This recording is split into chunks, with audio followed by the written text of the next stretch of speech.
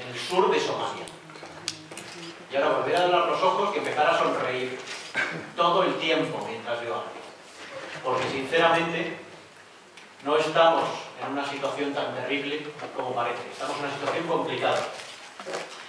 Últimamente doy clases, como decía Agustín, en varias escuelas de negocio, porque alguien tiene que decir algunas cosas que normalmente no se dicen en las escuelas de negocio, y ese pues soy yo. He intentado recuperar alguna información sobre muchos de los individuos que se dedicaron a hacer grandes expediciones, y sobre todo en el Polo Norte y el Polo Sur. Gente como Shackleton, que habréis oído hablar. Bueno, Shackleton tenía una serie de objetivos y, bueno, cuando uno se va al Polo Sur, realmente quejarse del entorno es un poco tontería, porque va a ser frío, mucho frío.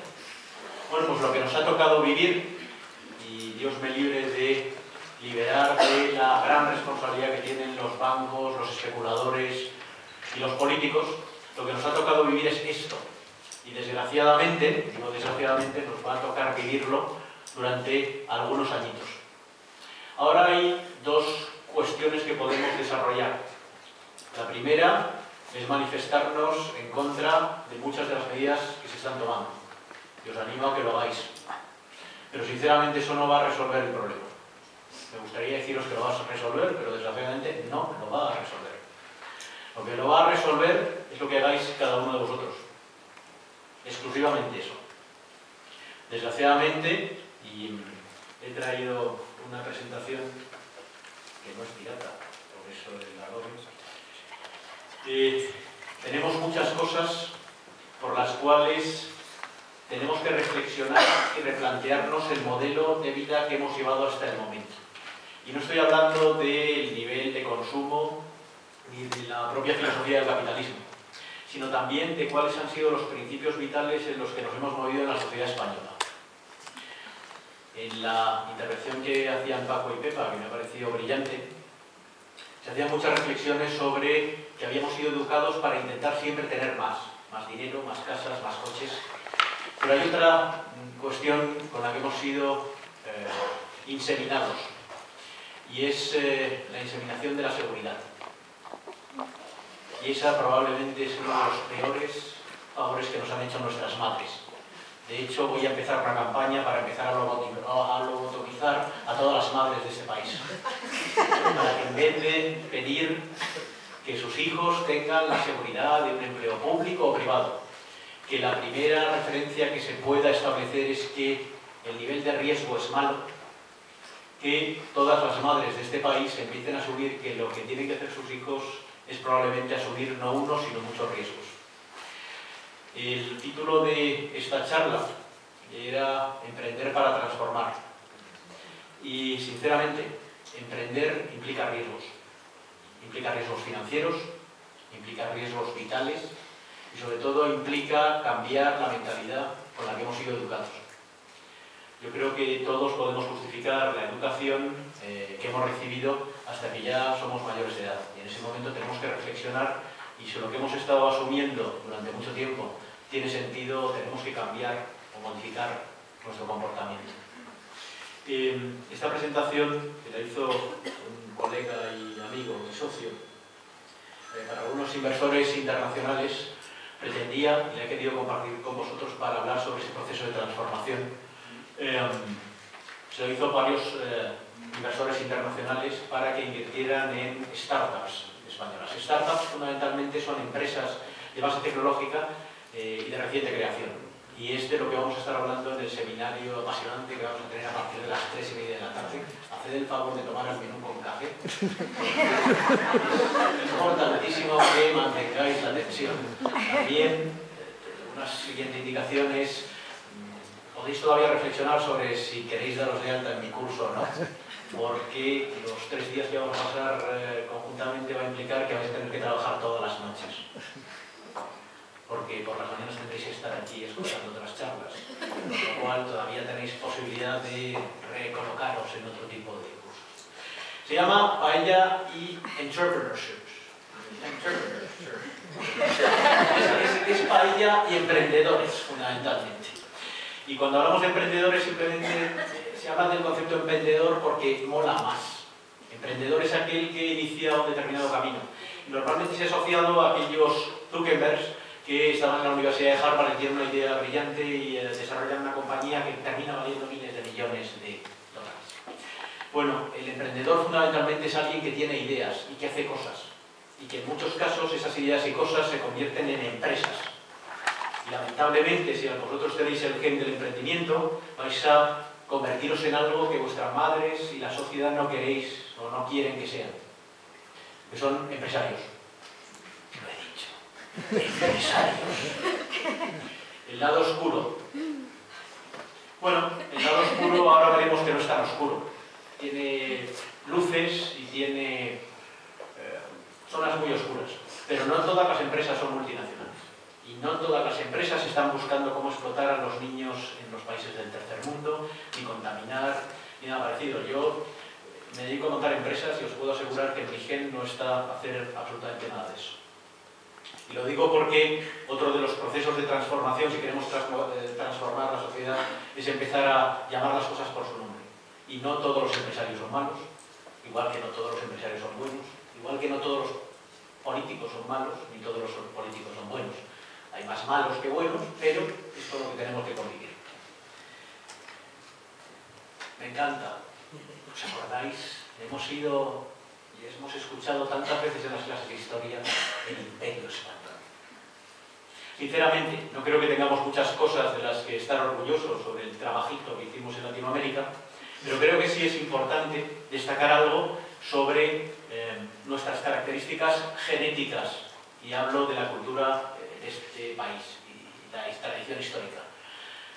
Sí me gusta poner este mapa porque tradicionalmente nos han estado diciendo que somos un país pues con una tendencia natural al conservadurismo, a buscar posiciones vinculadas a la administración pública y demás.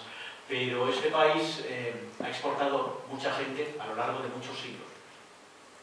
Mucha gente era verdaderamente emprendedora y cruzaba en condiciones muy complicadas para intentar buscar una vida mejor en distintas zonas del mundo. Y eso, ha habido pocos países que han sido tan emprendedores como las grandes migraciones que ha habido, intentando buscar y desarrollar una vida nueva o una vida mejor en distintas partes. Y eso es parte del emprendimiento. La siguiente me gusta más, sobre todo por el señor de barba. Siempre me ha gustado el señor de barba. La filosofía es que casi todas las migraciones que hemos tenido de personas que se fueron a Latinoamérica y a otras zonas del mundo, inicialmente se hicieron por razones religiosas o por cuestiones puramente económicas.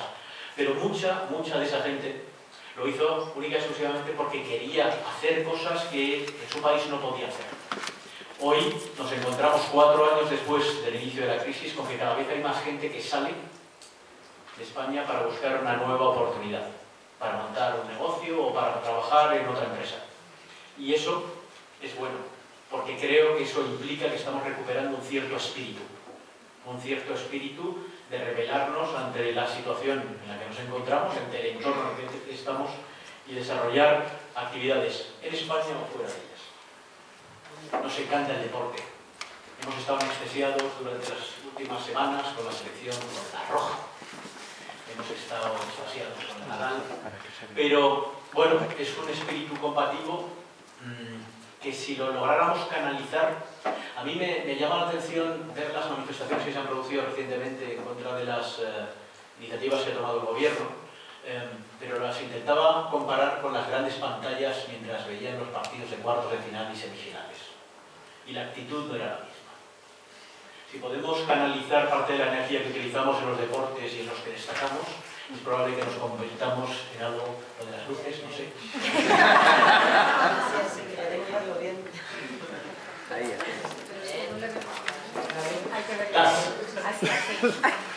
Discoteca. Así además parece que soy menos calvo. En el sentido, aquí tenéis alguna selección de algunas de las empresas que conforman el IBEX 35. No es que el IBEX 35 sea un dechado de virtudes. En algunas de mis clases he estado realizando estos últimos 4 años cuántas de estas empresas del IBEX 35 tenían programas de responsabilidad social corporativas y que se enfrentaron esos programas de responsabilidad social corporativa con el número de despidos que había efectuado en estos últimos 4 años, para establecer una cierta coherencia en este tipo de cuestiones. Pero sí es cierto que, como veis, estamos hablando de dos perfiles de compañías: las multinacionales perfectamente establecidas, algunas pertenecientes al sector bancario, financiero, al sector energético, también a la distribución comercial, a la construcción y demás. Pero, como veis, estamos hablando también de otra serie de compañías que veis al final, no lo veis porque os estamos impidiendo la visión, como Rivalia, como Bybit, como eDreams, como Idealista, como muchas nuevas empresas que se han creado en los últimos menos de 10 años y que están dando empleo y trabajo a mucha gente. Para transformar, el apalancamiento no puede ser sobre el pasado. El apalancamiento tiene que basarse en el futuro, en el desarrollo de nuevas ideas. No hay que perder la perspectiva, indudablemente hay que mirar por el retrovisor, pero desde luego, si queremos transformar, tenemos que empezar a crear instrumentos, compañías y desarrollos con nuevas variables. Y hablaremos de cuáles son las variables fundamentales. Estoy de acuerdo que hay que cambiar el orden de valores. Estoy de acuerdo en que hay que buscar una mayor justicia en los sistemas retributivos entre todas las gentes que trabajan y desarrollan una empresa. Pero el problema que tenemos en este país es de otra naturaleza. Y es que, y me gusta mucho esta transparencia, vamos, este slide, porque tradicionalmente hemos basado nuestro sistema financiero en nuestra capacidad de apalancamiento. Apalancamiento es básicamente la capacidad que tenemos de endeudarnos. Y probablemente lo que tenemos que cambiar es cuál es el orden de magnitud del endeudamiento. Frente a un endeudamiento económico-financiero, vamos a tener que endeudarnos con nuestros proyectos personales o vitales o con los proyectos de empresa que vayamos a desarrollar. No solo financieramente, sino en el nivel de compromiso que vayamos a adquirir a la hora de desarrollar esas empresas y sobre qué variables lo vamos a hacer. ¿Cuáles van a ser los principios de actuación? A mí no me preocupa que una empresa tenga grandes beneficios, me preocupa a qué destina esos beneficios. ¿Los destina solo a retribuir a sus accionistas? ¿O también los utiliza para retribuir mejor a sus empleados? ¿O para contratar a más gente? ¿O para desarrollar nuevas iniciativas que permitan iniciativas más justas y solidarias? El problema no es ganar el dinero. De hecho, cuanto más dinero ganan las empresas, más impuestos deberían pagar y eso debería servir para financiar el servicio público. El servicio público sanitario, el servicio público educativo y otros muchos servicios públicos. Con lo cual, el beneficio en sí no es negativo. El problema es en qué se utiliza ese beneficio.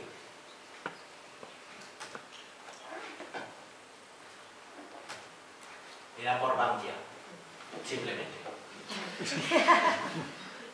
Aquí podéis ver un gráfico de cuál es la evolución de la tasa de desempleo de este país. Como podéis ver, esto se ha quedado bastante obsoleto, estamos en el 2012 y nuestra tasa de desempleo es prácticamente cercana al 25%. Me gustaría daros alguna buena noticia, pero la tasa de desempleo va a seguir subiendo. Bastante. Y la única posibilidad de que esa tasa de desempleo deje de subir es una. Y es que se creen nuevas empresas que contraten a nuevas personas y que salgan de ese esquema de desempleo. Lamentablemente hemos sacudido y hemos desarrollado una percepción extraordinariamente negativa del entorno empresa, pero las empresas son las que van a sacar del paro fundamentalmente a una gran, o deberían sacar, y si no lo hacen vamos a tener un problema muy, muy serio, a gran parte de las personas que ahora mismo se encuentran en una situación de desempleo. ¿Veis este gráfico que sube inexorablemente? Pues este es el número de empresas y aquí tenéis una muestra significativa de cuál es la evolución del número de empresas en el caso de España y en el resto y algunas otras economías a nivel internacional. Estamos hablando de Holanda, estamos hablando de Noruega, estamos hablando de Gran Bretaña y de Estados Unidos. Como veis, hay una cierta medida correctora según la crisis va avanzando y lo podéis ver porque esto solo contempla los años 2008, 2009 y 2010. Pero fijaros qué es lo que ocurre en el ámbito de España. La caída en el número de empresas es absolutamente brutal. ¿Sabéis cuántas empresas hay en España? ¿Alguien lo sabe? Nos encanta hablar de las empresas y no sabemos cuántas empresas hay. Hay más de 900.000 empresas en este país. 900.000. Con lo cual, si todos los empresarios son terribles y demás, hay 900.000 ya perfectamente identificados. El único problema es que mezclamos distintos conceptos cuando hablamos de empresa. Pero empresa es la pequeña tienda que vende verduras, el bar de la esquina, la mercería. Estamos hablando de los talleres que reparan el coche, estamos hablando de muchas realidades muy cotidianas para todos nosotros y que, en las cuales trabajan 3 o 4 empresas. Recientemente he visto un estudio de la Fundación Kaufman de Estados Unidos que indica que 7 de cada 10 empleos que se generaron en Estados Unidos en los últimos 10 años lo generaron empresas de nueva creación. Con lo cual, el verdadero desafío que tenemos ahora ante nosotros es empezar a crear empresas. ¿Por qué? Porque el empresario que lleva 4 años bastante fastidiado intentando mantener a flote su empresa, en algunos casos seguro que ha hecho cosas deleznables, pero estoy convencido que en la mayor parte de ellos no ha hecho cosas deleznables, tiene tanto miedo, que va a tardar mucho en empezar a contratar gente. Sin embargo, aquel empresario que primero es emprendedor y después se convierte en empresario, normalmente mira al futuro con cierto optimismo y probablemente está dispuesto a asumir más riesgos de los que asumiría alguien que ha sido bastante vilipendiado en los últimos 4 o 5 años por la situación económica. Con lo cual, si queremos transformar, lo primero que tenemos que hacer es emprender. Lo primero que tenemos que hacer es empezar a crear empresas. Y si no hacemos eso, no podremos tener la justificación de quejarnos exclusivamente. Vamos a encontrarnos en un nuevo escenario, en un escenario en el cual, si uno quiere un trabajo, va a tener que fabricárselo. Si uno quiere desarrollar un proyecto, solo tiene que tomar la decisión de intentar hacerlo. Tendremos que presionar a las instituciones financieras y al gobierno para que genere los instrumentos que permitan que el desarrollo de las ideas sea el más adecuado. Pero también os quiero llamar la atención sobre algo, y por Dios no me confundáis con la presidenta de la Comunidad de Madrid. Si uno se va a Silicon Valley, y yo ya he ido en más de una ocasión, gente de vuestra edad se va a un garaje y monta su empresa. Y fracasa 1, 2 y 3 veces. Y lo sigue intentando. Os puedo asegurar que en el sistema norteamericano, que tiene muchísimos defectos, y sabéis que no se caracteriza precisamente por la protección social, no existen las ayudas públicas a la creación de empleo, de empresas. No existen. La gente tiene una vocación por desarrollar ideas. Y me sorprende cada vez que voy a Silicon Valley que mucha gente de la misma edad que tenéis vosotros recibe ofertas multimillonarias por sus empresas y no las venden. No las venden. ¿Por qué? Porque lo que están haciendo les apasiona. Porque han encontrado una idea, un concepto, un desarrollo que les estimula. Les encanta seguir haciendo crecer su compañía y hacerla cada vez más grande. Y hacerla más grande no con el propósito de forrarse necesariamente, ya están forrados. Si quisieran ya estarían forrados. Sino con el propósito de hacer algo que cambie algo. En algunos casos no tiene una trascendencia social o ideológica, pero es ese espíritu de cambiar las cosas las que cambian, en el fondo, una determinada sociedad. Cuando se empiezan a ver emprendedores que se convierten en empresarios y que más allá de encontrar un recurso financiero para garantizarse una vida cómoda el resto de su vida, buscan algo más, normalmente las cosas van a ir hacia adelante. Tenemos una gran capacidad de movilización. Lo hemos visto. Yo creo que todos lo habéis visto. La gente se moviliza. Pero no necesariamente utilizamos la misma energía para movilizarnos en todas las cosas. Cuando estoy hablando de la movilización, de empezar a generar ideas y empresas y puestos de trabajo, no tenemos la misma energía.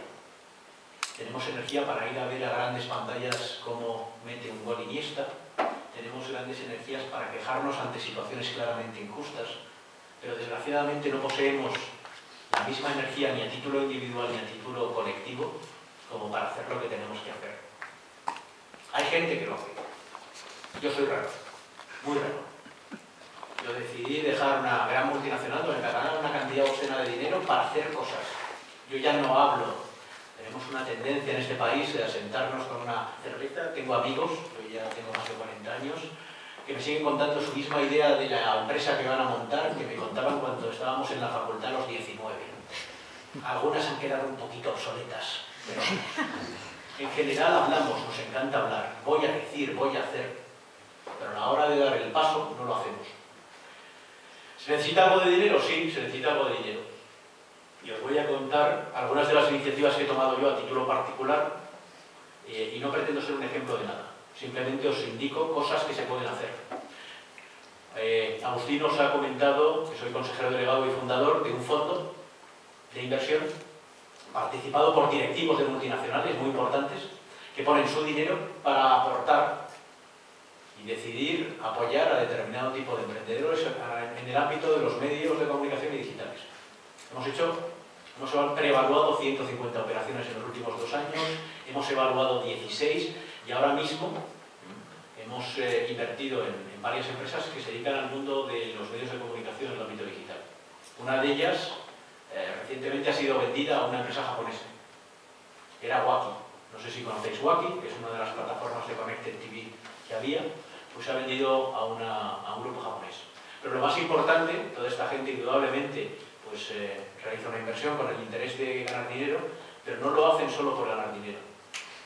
Una de las cuestiones que reportamos de manera cíclica a los socios del fondo, y además lo hacen por invitación, es el número de empleos que tienen las sociedades en las que participamos. Y esa decisión se toma porque a mí se me ocurre un determinado día que no puedo seguir por mi propia salud financiera metiéndome en todos los jardines que identifico que me gustan, porque mi mujer y mis hijos me echan de casa. Pero si animo a más gente a crear una estructura social que nos permita hacer esas decisiones, pues podemos estar ayudando a determinado tipo de gente a que lo haga. Y de la misma manera creo que todos los proyectos empresariales que estoy emprendiendo tienen un solo objetivo, y es intentar en la medida de las posibilidades hacer algo, uno, que me entretenga, que me divierta, que probablemente me haga ganar mucho menos dinero del que podría estar ganando, pero que me enriquece y que además creo que en un determinado momento puede ayudar a otras personas que no tienen la posibilidad o la energía para realizarlo. No todo el mundo puede ser un emprendedor que transforme la sociedad. Lo siento, tampoco todo el mundo puede ser Iniesta. Pero todo el mundo puede hacer en su ámbito de actuación determinado tipo de cosas para cambiar el entorno. Va a hacer frío, va a hacer mucho frío, pero tienes 2 posibilidades.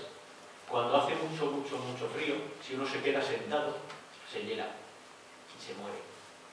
Normalmente el único que tiene posibilidades de sobrevivir es aquel que levanta el culo y al menos se mueve, hasta la inanición, pero al menos sobrevive más tiempo. Quería comentaros simplemente que creo que es necesario para ese proceso de transformación. Ya os quito estos bonitos. Tendré más para esta tarde. He intentado traer todas las fotos que podía para que parecierais despiertos en el entorno. ¿Qué es lo que necesitamos para transformar? Para generar un tipo de emprendimiento que transforme. Insisto, la primera transformación es sacar a muchos millones de personas de la situación de desempleo. Lo primero, lo más fundamental, es personas motivadas. En Estados Unidos lo llaman hambre. No estamos hablando del hambre física, sino hambre de hacer cosas, de hacer algo que realmente tenga una cierta trascendencia. El entorno propicio. El entorno propicio, ¿cuál es? Pues indudablemente el entorno propicio es un entorno que permita no tardar 2 meses en montar una empresa. El entorno propicio es que fluya el crédito. Desgraciadamente el entorno no lo podemos controlar. No podemos. Con lo cual hay que intentar, de aquellos días que sean menos grises, aprovechar el momento para salir y disfrutar del momento. Y finalmente, herramientas efectivas. Se han citado en las intervenciones anteriores en más de una ocasión, pero creo que la integración entre la universidad y la empresa, la integración entre las generaciones más jóvenes y las más experimentadas, la creación de vehículos de inversión de gente que sí tiene capacidad financiera para apoyar iniciativas de gente que todavía no tiene el músculo financiero para hacerlo, son las herramientas que hoy por hoy se necesitan. No creo que se necesiten Subvenciones. Sinceramente creo que no ese es el instrumento. Esa es mi opinión. Creo que las subvenciones deben estar para otras cosas. Por ejemplo, yo sí estoy de acuerdo que hay que intentar subvencionar la cultura, pero sinceramente, subvencionar las empresas me parece algo mínimamente aberrante. Por otro lado, y no me quiero extender mucho más para favorecer el debate, que seguro que algunos queréis mentar a algún miembro de mi familia y demás, hay 4 cuestiones que me parecen críticas. En primer lugar, hay que atraer el mayor nivel de talento. Y en este país tenemos mucho talento. Probablemente podemos exportar talento por encima de cualquier otro país. El único problema es que para poder atraer y exportar ese talento y atraerlo al lado oscuro de la empresa, tenemos que romper nuestros miedos. ¿Estáis o estamos acojonados permanentemente? Todo el tiempo. Si no nos da miedo lo que dirán de nosotros, nos da miedo la inseguridad de si al día siguiente vamos a tener la comodidad o el confort suficiente para poder hacer cosas. Ante la nueva situación os puedo asegurar que va a ser complicado tener ese nivel de confort. Por otro lado, compartir. Es crítico que se compartan. En este país uno se va a Sao Paulo, se va a Tel Aviv o se va a San Francisco y la gente tiene una cosa, y lo practicaréis los que vais a estar conmigo en el seminario el último día, que se llama, no sé si habéis oído hablar, lo que se llama el elevator pitch. El elevator pitch básicamente es una presentación de 60 segundos para que un señor que tiene dinero te lo dé para que puedas montar tu proyecto. Y se llama elevator pitch porque fundamentalmente tienes 60 segundos para convencer a alguien de que tu idea mola. Y se llama elevator pitch porque normalmente es, si estás subiendo en un ascensor y da la casualidad de que entra un inversor, es el tiempo exacto de la primera planta y la octava que tienes para convencerle y que no huya a la carrera. Y en ese sentido, practicaremos el elevator pitch porque hay que lograr transmitir esas ideas. Y lo más importante de transmitir las ideas en ese elevator pitch, os ponía el ejemplo, no es ni siquiera que el inversor participe y te ayude financieramente, sino que si no lo hace, te va a poner, en el caso de los israelitas y de los norteamericanos, te va a poner en contacto con gente que te puede aportar ideas o financiación para tu idea. Cuanto más compartamos, cuantos más abiertos seamos respecto a nuestros proyectos, cuanto más intercambio generamos, más crecen las ideas empresariales y más posibilidades de éxito tienen. Y finalmente, generar el entorno. Indudablemente hay que presionar, y es una de las partes de mi compleja vida. Me dedico a visitar a muchas administraciones públicas para intentar insistirles en qué tipo de instrumentos deben desarrollar o deben flexibilizar para favorecer que en sus comunidades, bien sean ayuntamientos, comunidades autónomas, diputaciones, sea más fácil para alguien montar su proyecto empresarial. ¿Se puede transformar? Por supuesto que se puede transformar, pero quizá la idea con la que me quiero quedar, y así tener un poquito más de tiempo de debate, es que lo primero que tenemos que transformarnos somos nosotros. Si nos transformamos nosotros, probablemente la transformación sea más fácil. Yo sinceramente espero que haya una transformación de calado profundo, pero lo que más me preocupa es lo que yo hago todos los días para hacer una pequeña transformación en mi entorno, o porque genere una idea nueva, o porque ayude a una idea a eclosionar. Y me detengo aquí, si os parece, aprovechamos estos 20-25 minutos para charlar sobre estas cuestiones.